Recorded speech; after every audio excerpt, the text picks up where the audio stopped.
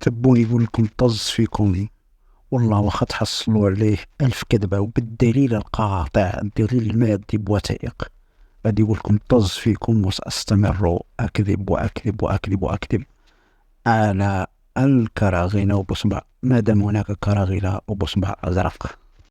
وين مشات المليار ونص؟ وين راهم الصوالده كما نقولوا حنا؟ المليار ونص دولار وديتي الفلوس فين؟ كما قالوا المصريين، هاد الدراهم وين راحوا؟ وحنا انايا ماناش ما رانا نتكلموا بالدليل.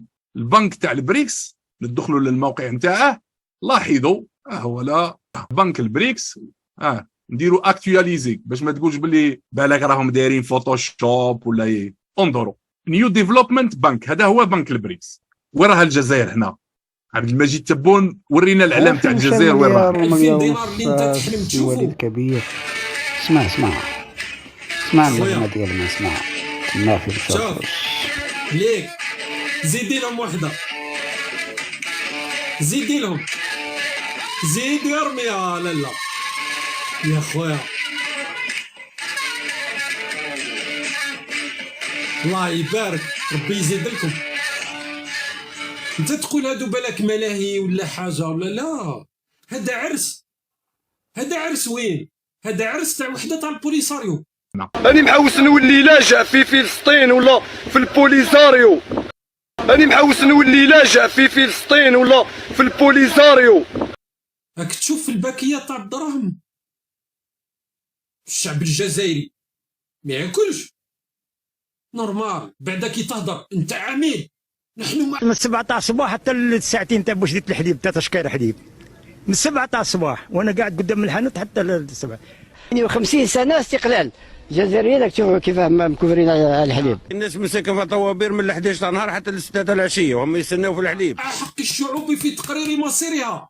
البوليساريو يضرب بالباك يا خويا. ها شوف موسيقى تاني الله يبارك. شوف أنا محوس نولي لاجئ في فلسطين ولا في البوليساريو.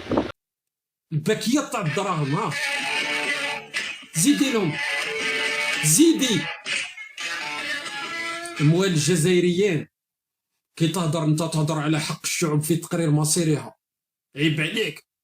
حنا الجزائر حنا ندعموا. سنة نزيدوا. كلوة عندي كلوة محوس نبيعها باش نحرق. اللي عنده يحتاج كلوة نبيع في كلوة من كلاوية محوس نحرق. او صايشة محوس نحرق انايا ويليكم بالجزائر بالبترول بالغاز بالدب كلش. 1.5 مليار خاوتي عطاوها للبريكس. تخيل واحد مسلك العرس، مسلك القيطون، مع هو اللي جايب الماكله للعراضه، هو اللي مداير كلش، ومع الاخر ما يعيطولوش للعرس. هكا صارت لها الجزائر كيما صارت لها كيما هذاك القواد اللحاس هذاك اللي يسلك كلش ما مش شرط تاع المراه هو اللي يمدو، ومع الاخر مسكين والله ما يعرضوه. هكذاك صارت لها الجزائر.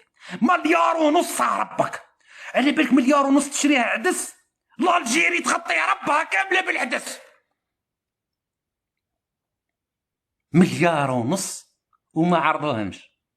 بامبا تبون راح على الاقل هكا، راح جنوب افريقيا، راح يقود، راح الروس، راح ويهدر غرسناها قعدس، مازال ما ناتش غير كيما غرسناها، لانه رئيس الجمهوريه قائد القوات المسلحه كما سمعتوا انه العدس واللوبيا والبقوليات كاين عصابات اللي راهم يسرقوا فيهم، لذلك حنايا درنا عليهم سياج ودرنا منطقه عسكريه هنا حتى واحد ما يتخطى حدوده. اللي يتخطى حدوده على بالكم واش يصرالو.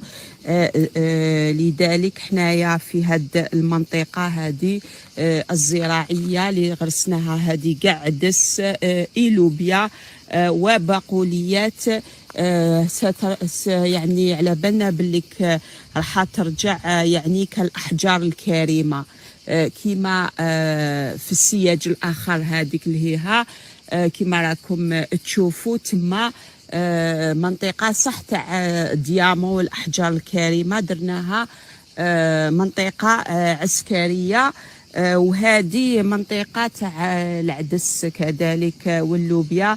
حتى نولوا نديروا المخطط انه كي نحصدوهم ان شاء الله في فصل الشتاء نديروا مزاد علني وكل حبه تسوى يعني تكون عندها القيمه ديالها، لاننا شوفوا رانا تعبنا عليها ورانا نخدموا في هذه المنطقه، رانا نعسوا عليها ليل نهار.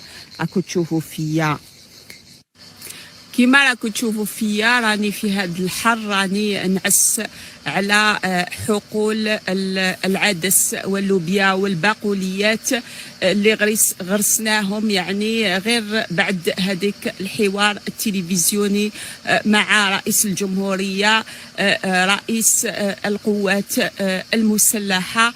راكم تشوفوا هاد القريطة اللي راني قدامها هنايا نعسوا وعندنا لي جمال وكلش ونشوفوا يعني نعسوا على العدس مالوغوزمون والبقوليات اللي ولاو اشياء مفقوده، والعصابات تريد ان راهي تسرق فيها وترمي فيها في البحر باش تطلع الاسعار. الجزائري ما بين المغاربه بصفه عامه هو اللي يستهلك اكثر العدس، يستهلك الفاصوليا الفول.